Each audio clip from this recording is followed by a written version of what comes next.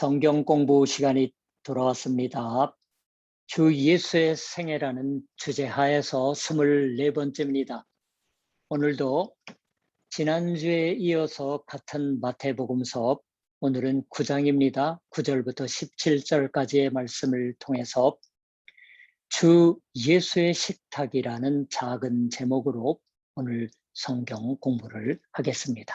먼저 성경을 같이 읽으시죠.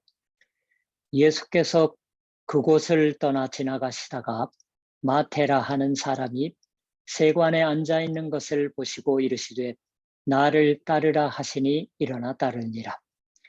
예수께서 마태의 집에서 앉아 음식을 잡수실 때에 많은 세리와 죄인들이 와서 예수와 그의 제자들과 함께 앉았더니 바리새인들이 보고 그의 제자들에게 이르되 어찌하여 너희 선생은 세리와 죄인들과 함께 잡수시느냐. 예수께서 들으시고 이르시되 건강한 자에게는 의사가 쓸데없고 병든 자에게라야 쓸데있느니라.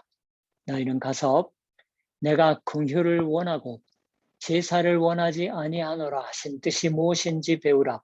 나는 의인을 부르러 온 것이 아니요 죄인을 부르러 왔노라 하시니라. 그때 요한의 제자들이 예수께 나와 이르되 우리와 바리새인들은 금식하는데 어찌하여 당신의 제자들은 금식하지 아니하나이까. 예수께서 그들에게 이르시되 혼인집 손님들이 신랑과 함께 있을 동안에 슬퍼할 수 있느냐. 그러나 신랑을 빼앗길 날이 이르리니 그때에는 금식할 것이니라.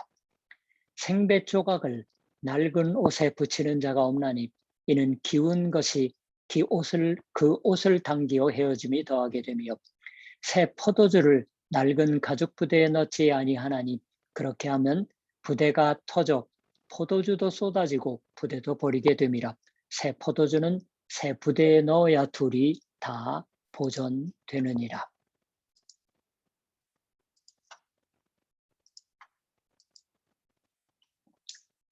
예수 그리스도 그분의 생활, 그걸 생각할 때 여러분 중에 이러한 흥미를 가지신 적이 있는 분은 없을까요? 대체 그분은 일상생활을 어떻게 하고 있었던 것일까? 어떠한 곳에 어떠한 식으로 잠자고 있으셨던 것일까? 매일의 24시간의 생활이 어땠었나? 그러한 것은 성경에는 쓰여 있지 않습니다. 답은 이랬으리라고 하는 것을 상상해서 쓰고 있는 책이 따로 있을 뿐입니다. 소설을 쓰는 것이죠. 여러분, 일반 소설도 그냥 상상의 날개가 아닙니다. 그 소설을 쓰기 위한 자료 수집을 수년 동안에 걸쳐서 하는 것이 제대로 된 소설가들의 작업이에요. 아무튼 다만 그러한 일상생활 가운데에서 주 예수의 식사에 관하여 복음서는 때때로 기록하고 있습니다. 식사에 관하여는 여기에도 하나의 식사의 자리에서의 이야기가 전해지고 있습니다. 이런 식사 자리의 이야기, 주 예수께서 누군가에게 초대받아서 식사를 하거나 자신이 남을 초대하시거나 그러한 얘기는 복음서 안에 곧잘 나옵니다. 그렇다고는 하지만 그날의 식단이 무엇이었는지는 쓰여 있지 않습니다. 그런 것도 쓰여 있으면 재미있었을지도 모르겠지만 그런 건 우리도 단지 상상해 볼 뿐입니다. 빵을 드셨거나 든가 생선 혹은 그쪽 지역이니까 양고기 그러한 것이 식탁에 놓여 있었다고 상상할 수 있겠지요. 그 지역이니까 과일도 무화과 같은 과일이 있었을지도 모르겠습니다. 이것은 추측하는 수밖에 없습니다. 식단은 알 수 없지만 주 예수라 하는 분은 매우 식사를 소중히 하셨다. 식사를 즐기셨다고 하는 것만은 확실합니다. 그런데 그와 같은 식사를 즐기시고 있는 곳에서 이러한 일이 생겼습니다. 우리와 바리새인들은 금식하는데 어찌하여 당신의 제자들은 금식하지 아니하나이까라고 요한의 제자들이 물었다고 있습니다. 물었다고 하기보다도 비난했다고 해야 할까요? 당신의 제자들이라고 말하고 있지만 물론 제자들만이 문제가 되고는 있지 않습니다. 제자들은 금식을 하지 않고 주 예수께서만이 금식을 하고 있으셨다고 하는 게 아니에요. 주 예수께서도 제자들도 같이 금식을 하지 않고 매일의 식사를 즐기고 있으셨다. 주 예수 자신이 선두에 서서 금식을 하시지 않으므로 제자들이 그걸 따랐던 겁니다. 그렇게 보았겠죠. 금식, 지금도 그 금식을 중시하는 종파가 있지만 당시도 매우 소중히 했습니다. 이때의 금식은 많은 경우 24시간 동안이나 음식을 끊는다고 하는 것이 아니라 아니면 3일 동안 저녁 곡물기가 들어간 것을 먹거나 마시지 않는다고 하는 것이라 낮에 태양이 나와 있는 동안은 식사를 하지 않는다고 하는 것이었던 것 같습니다. 그러한 금식의 방법은 오늘날도 남아있는 바가 있어요. 특히 이슬람 종교를 보면은 라마단 같은데 거의 그렇지 않아요? 낮 동안은 아무것도 먹지 않습니다. 물도 마시지 못해요. 금식은 아무튼 기뻐하고 있을 때에는 하지 않습니다. 슬퍼하고 있을 때 합니다. 너무 슬픔이 깊으면 아무것도 먹을 수 없는 심경이 자연스레 됩니다. 여기서는 금식을 하는 것에 의해서 슬픔을 자각하고 그 슬픔을 깊게 할 것이 구해지는 거예요. 뭘 슬퍼하는 걸까요? 자신의 죄입니다. 하나님과의 관계예요. 그래서 하나님의 백성으로서의 비참한 자신의 현실입니다. 그와 같은 슬픔의 표시로서 금식을 했습니다. 혹은 나아가 식욕으로 대표되는 것 같은 갖가지 욕심을 단절하고 거룩한 생활, 기도에 집중하는 생활을 하기 위해서 금식합니다. 특히 세례 요한과 그 제자 집단은 금식을 중시했습니다. 하나님의 백성의 죄를 물어 그걸 슬퍼하고 그걸 분노하고 회개해서 거룩한 생활을 하도록 구했던 겁니다. 금식을 즐겨 했다고 하는 건 쉽사리 추측할 수 있습니다. 또한 당시 사람들의 무책임한 생활을 언제나 규탄하고 있던 바리새파 사람들이라고 불리는 사람들이 자기들만은 과부족 없는 생활을 하려고 해서 먼저 금식을 열심으로 했다고 하는 것도 금방 알 수 있는 일입니다. 그런데 주 예수께서는 그걸 하시지 않는 거예요. 로마가 지배하는 현실 속에서. 하시지 않기는커녕 매우 즐기면서 식사를 하시는 것이 일상생활이었습니다. 왜 그랬을까요? 아무튼 그러한 비난의 물음에 대해서 주 예수 자신이 이렇게 대답하고 있으십니다. 혼인집 손님들이 신랑과 함께 있을 동안에 슬퍼할 수 있느냐? 15절에요. 혼인집 손님들입니다. 자신의 제자들은 혼인집 손님과 같은 것이다라고 말씀하셨던 거예요. 주 예수께 초대받아서 항상 잔치에 참여하고 있는 것으로서 예수님이 이제 대답하고 있으시는 거예요. 혼인잔치에 초대받은 사람이 슬픈 듯한 얼굴을 하거나 시큰둥한 식사를 하는 일은 없습니다. 오히려 언제나보다도 더 즐겁게 유쾌하게 잔치를 벌여 함께 기뻐합니다. 기쁨의 식탁, 즐거운 식탁입니다. 제자들은 언제나 축하를 하고 있던 겁니다. 주 예수께서는 이 식사의 방식으로 꽤나 사람들의 흥미를 끌거나 혹은 사람들을 화나게 하고조차 있으십니다. 당시 열심으로 신앙으로 살고 있던 사람들로부터는 불성실하다고 생각될 법한 식사를 하셨던 거다라고 생각해도 좋을 거예요. 이러한 것은 우리가 그래 그러니까 우리도 교회당이 실컷 먹고 마시자고 하는 것을 권하는 것이 아니겠지요. 그런 것은 되지 않는다고 생각합니다. 그러나 주 예수께서 제자와 함께 기쁨의 식사를 즐기셨다고 하는 것을 잊어서는 안 되는 것입니다.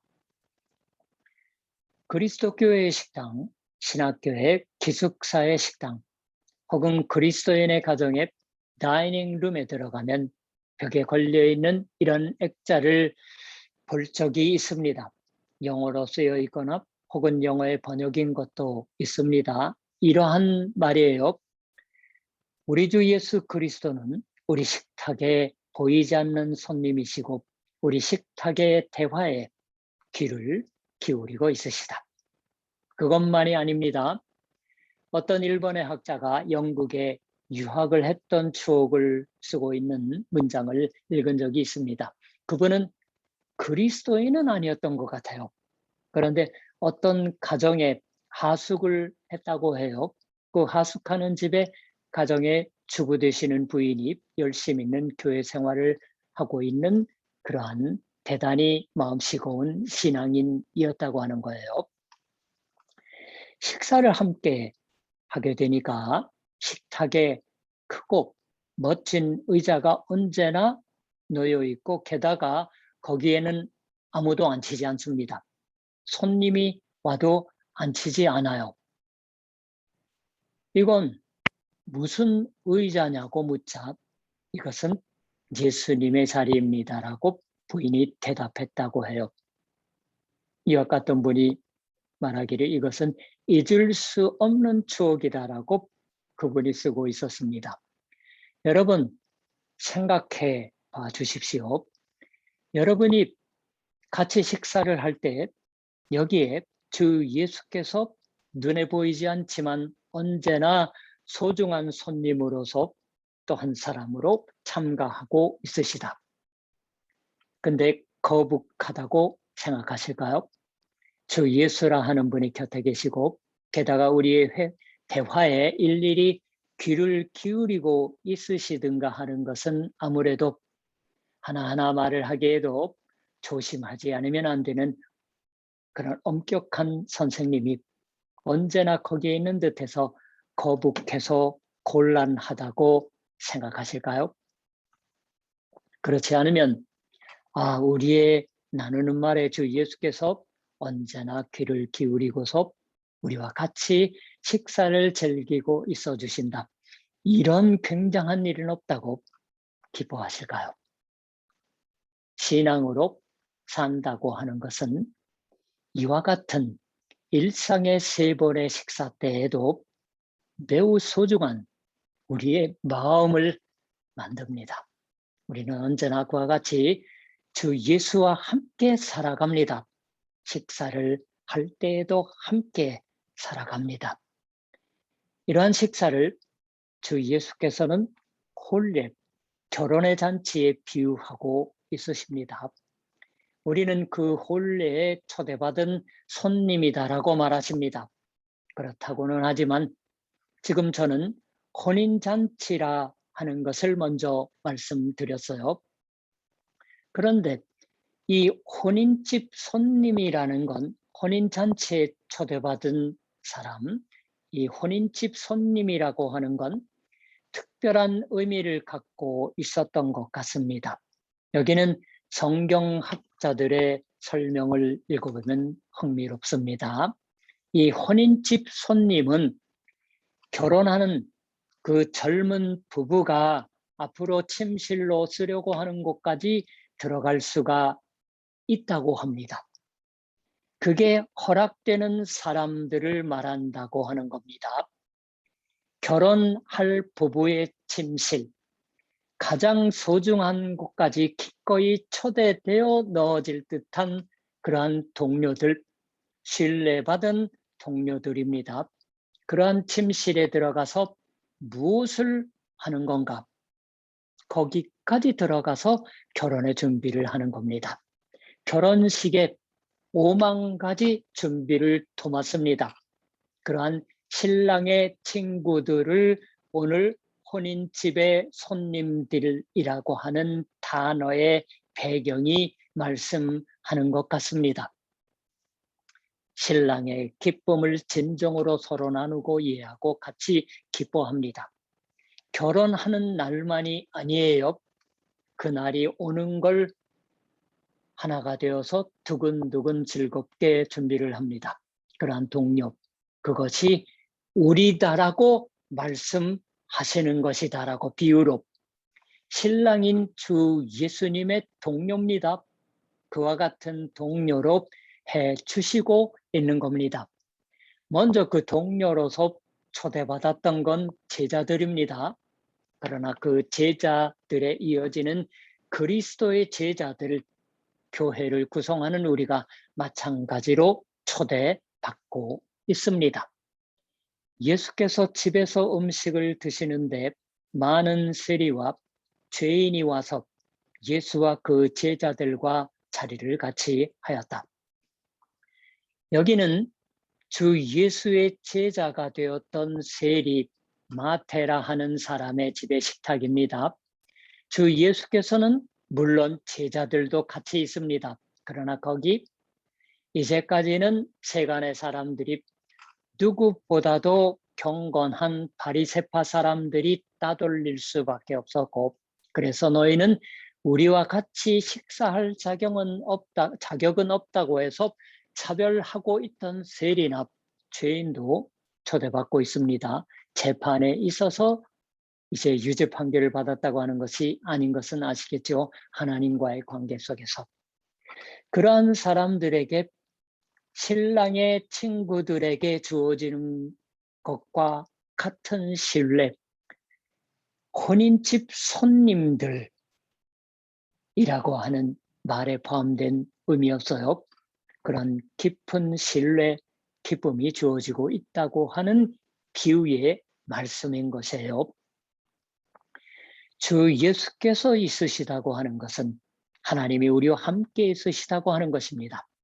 그 하나님이 같이 있어 주신다고 하는 건 바로 구별함 없이 모두에게 주어지는 기쁨입니다. 그와 같은 기쁨의 생활이 여기 말씀되고 있는 겁니다. 다만 그러나 여기서 주 예수께서는 그뿐만의 것을 말씀하셨던 게 아닙니다. 혼인집 손님들이 신랑과 함께 있을 동안에 슬퍼할 수 있느냐? 그러나 신랑을 빼앗길 날이 이르리니 그때는 금식할 것이니라. 15절에요. 신랑을 빼앗길 날. 신랑이 제멋대로 잔치자리에서 나가는 게 아닙니다. 모처럼 기뻐하고 있는데에도 그 신랑이 잡혀간다고 하는 슬픈 사건이 일어납니다. 그러한 것을 이미 예감하고 있으시는 거예요. 예고하고 있으십니다. 요한의 제자들, 바리새파 사람들, 그리고 다른 사람들보다도 이 무리들은 더 진지하게 살려고 했던 점에서 공통점이 있습니다. 진지하게 살려고 하는 자가 아는 건 슬픔이에요. 하나님 관계 속에 살지 못하게 되어 있는 현실입니다. 인생이란 다만 유쾌하고 즐겁고 신이 나서 살아가게 되는 것 같은 그런 것은 아니라고 하는 점을 잘 분별하고 있었습니다. 요한의 제자들과 바리새파 사람들은. 그렇게 말해도 좋을지도 모르겠어요. 그러나 주 예수께서는 그러한 사람들보다도 더 깊이 우리의 인생을 사로잡을 슬픔이 있음을 여기 이미 예고하고 있으십니다. 그것은 그 바리새파 사람들에 의해서 또한 바리새파 사람들과 그 밖의 사람들이 결탁해서 폭력을 휘둘러 그걸로 인해서 이 신랑 예수가 갈취당해 버릴 때가 온다고 하는 것이었습니다. 제자들에게서 세리에게서 이 즐거운 식사의 자리에서부터 빼앗겨 버릴 때가 온다고 그렇게 말하셨던 겁니다. 분명 주 예수 자신이 십자가에 달려지는 그러한 것의 예언을 여기서 하고 있으시는 겁니다. 신랑을 빼앗길 날이 이르리니 그날에는 금식을 한다라고. 금식을 하지 않을 수 없게 된다. 음식을 끊고 슬퍼하지 않을 수 없게 된다. 고통스럽고 슬픈 생각이 들 때가 온다라고 말씀하시는 거예요. 그러나 거기 이어서 더욱 주 예수께서 이렇게 말씀하셨던 것을 연결해서 읽지 않으면 안 됩니다. 생배 조각을 낡은 옷에 붙이는 자가 없나니 이는 기운 것이 그 옷을 당기어 헤어짐이 더하게 되며 새 포도주를 낡은 가죽 부대에 넣지 아니하나니 그렇게 하면 부대가 터져 포도주도 쏟아지고 부대도 버리게 됨이라. 새 포도주는 새 부대에 넣어야 둘이 다 보존되느니라. 16, 17절 말씀이에요.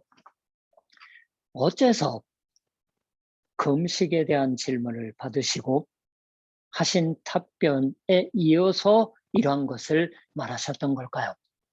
결국은 주 예수께서도 또한 죄의 힘, 죽음의 폭력에 빼앗겨 버려서 그걸로 끝이라고 한다면 새 것, 즉 생배 조각, 새 포도주, 새 부대에 관하여 말씀하는 것은 의미 불명하게 됩니다.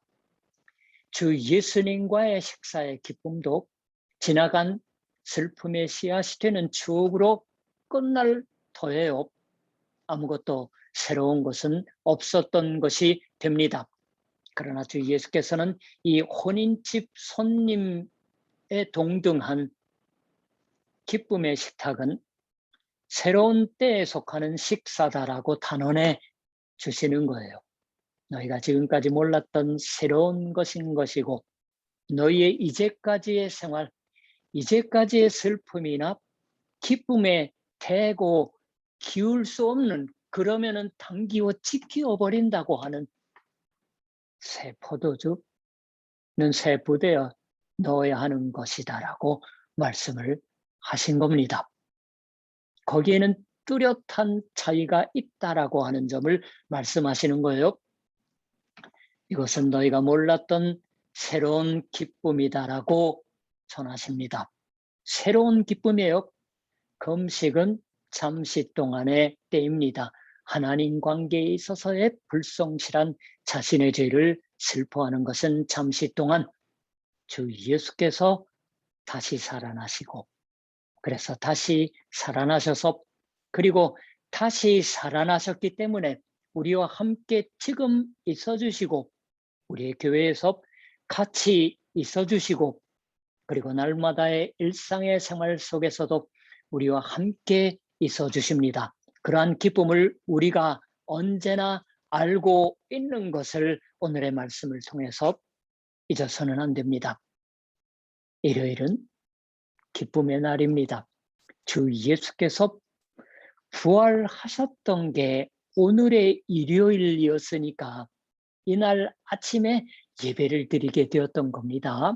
그리고 그 혼인잔치의 축하를 닮은 기쁨의 모임을 교회에서 갖는 거예요.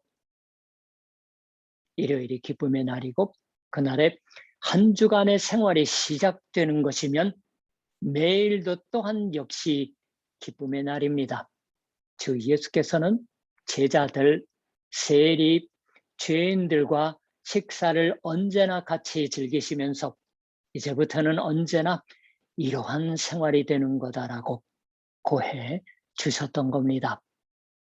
그와 같이 해서 우리는 주 예수의 식탁에 시작되고 있던 기쁨을 지금 계속 사는 겁니다.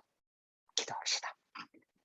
하나님, 참으로 우리가 새 포도주와 새 부대의 비유의 말씀을 아마 모르지는 않을 겁니다.